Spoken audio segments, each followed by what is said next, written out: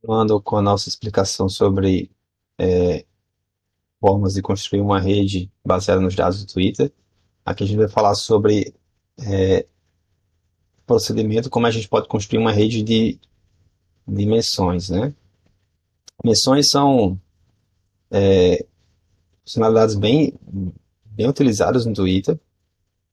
Por exemplo, aqui estamos no Twitter da UFRN, Twitter oficial da UFRN, e aqui tem como exemplo um tweet que a universidade postou, e nesse tweet ela marcou outro usuário, né, também da a TVU da universidade.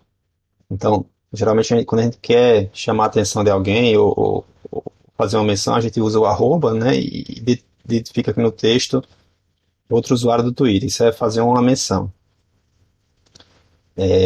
Isso acaba ligando, né, no momento que a gente faz isso, o usuário UFRN, ele cria uma conexão, desse ponto de vista, com o usuário TVU-RN. Então, essa relação, a gente pode, a partir disso, criar uma rede de menções. Inclusive, a gente poderia ter colocado até nesse Twitter, poderia ter mais de um usuário aqui mencionado, ou poderia, inclusive, ter nenhum. Tudo isso aqui é possível. Tem links também, a gente pode fazer rede de links, tudo isso é bem factível. Mas vamos focar aqui nessa rede de dimensão. Bom, então, novamente, a gente tem que coletar os tweets para a gente poder fazer alguma análise. Nesse caso, a gente vai manter o mesmo tema que foi feito anteriormente, a parte da crise hídrica. Vamos coletar 1000 tweets sobre esse tema. Está coletando, finalizou, e a partir disso a gente pode criar nosso grafo agora com o grafo de dimensão.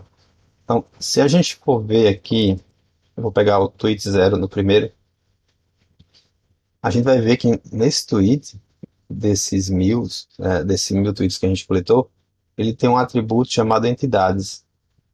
Aqui em entidades, a gente consegue ver várias informações interessantes. Se por acaso for usado algum tipo de hashtag, para fazer uma rede de hashtags também,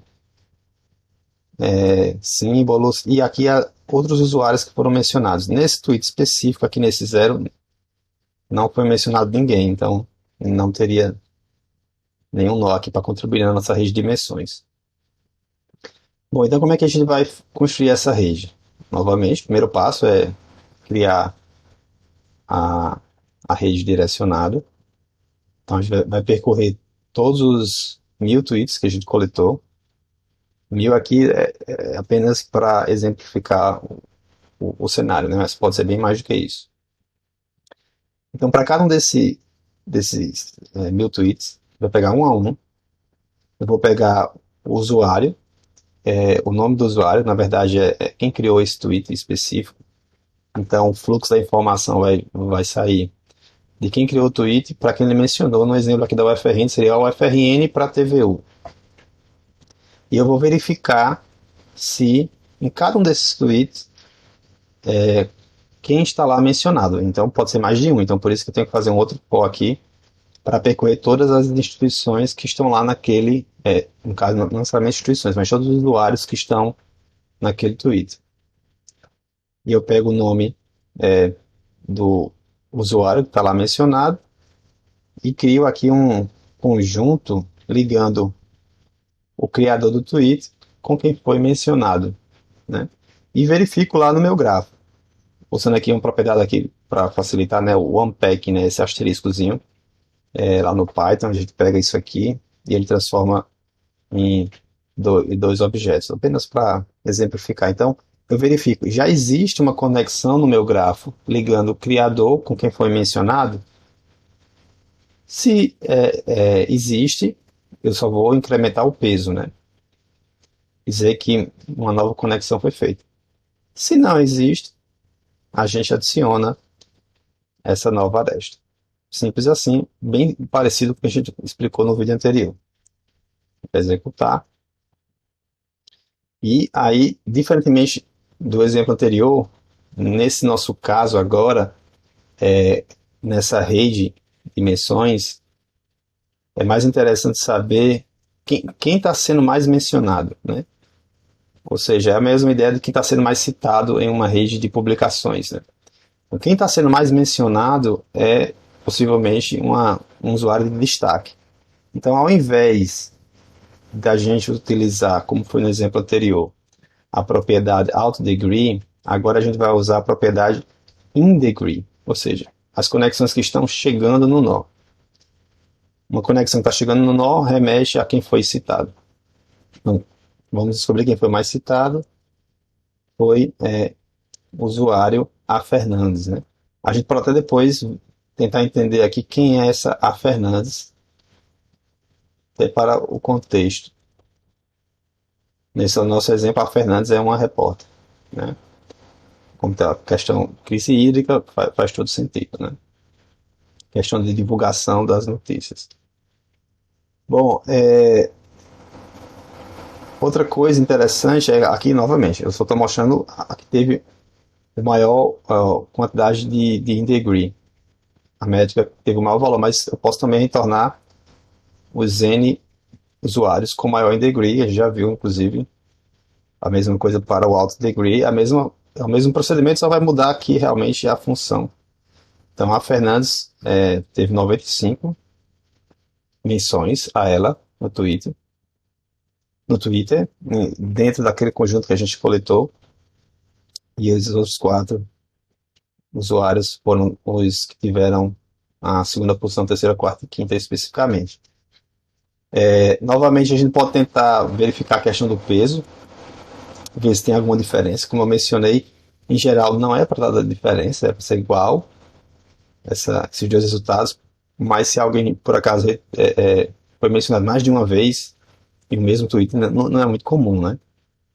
Um usuário ser mencionado 2 vezes, mas em geral é para dar o mesmo resultado, ok? Obviamente, por exemplo, digamos que eu faço um tweet e marco a Fernandes, conta uma vez. Eu posso fazer um outro tweet e marcar esse mesmo usuário, ok? Seriam 2, mas em um único Twitter ter 2, que não é muito comum. É isso que eu quis mencionar aqui, porque deu igual e no outro caso deu um pouquinho diferente. Bom, a questão de detecção de outliers, conversation drivers, né? No nosso caso, pode ser que, não necessariamente uma detecção de outlier, né? Pontos fora da curva ou de anomalias, mas a gente pode ver se tem algum usuário que está marcando mais outros usuários, né? Mencionando mais usuários nas suas postagens. Então, nesse caso, a gente pode tentar identificar a propriedade out_degree. No caso aqui, ponderado, seria os usuários que mais estão marcando gente nas postagens, né? Seriam esses 5 aqui. Esse aqui é um usuário também com fins políticos, né? Eu acho que é Privatization Terminator, uma coisa assim. A gente pode até pegar aqui o nome e verificar. O Twitter é interessante porque a gente já avalia em tempo real, né? A gente coloca aqui o usuário e já verifica exatamente a Privatization Terminator Corp. É uma sátira aqui, mas ele faz menções a discussões políticas, temas atuais no Brasil. Então, esse usuário, para aquele conjunto de tweets que foram coletados, ele que mencionou mais pessoas até então. Vacina 4, a gente até viu, né? Alguns políticos. Bom, e também, de maneira similar ao exemplo anterior, a gente pode verificar se essa rede é fracamente conectada, né? O fato dela ser fracamente conectada, ser falso aqui, já é um indício que a rede é desconectada, né? Tem vários grupos e cada subgrafos desse, dentro do grafo, ele acaba remetendo a uma conversação, né?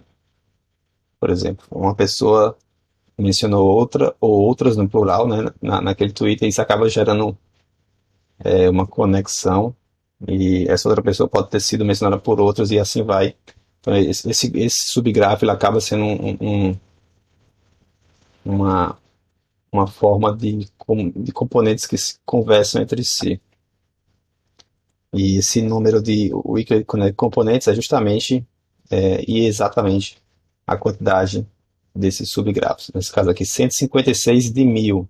Então, existem 156 componentes fracamente conectados. E um desses, possivelmente, é o componente gigante que se chama, né? O Giant Connected Component. A gente já viu isso em aulas passadas. Bom, e para finalizar essa análise, a gente pode desenhar a rede. Novamente, percorre todo mundo e a gente pode ponderar o tamanho do nó, tamanho do nosso vértice, baseado na propriedade mais importante aqui, que nesse caso é o in degree, né? Quem está sendo citado. E a gente pode desenhar aqui com o Network X, só reforçando esse gráfico dele. A gente pode exportar isso para um formato que o GEF consegue entender, e a gente também pode melhorar essas visualizações lá no GEF com toda o know-how que a gente já aprendeu no curso. Então é isso, a gente finaliza por aqui esse vídeo e eu sugiro e recomendo que vocês exportem esse gráfico e realmente tentem fazer visualizações mais interessantes, inclusive colocar em produção lá no GEF. Então, até o próximo vídeo.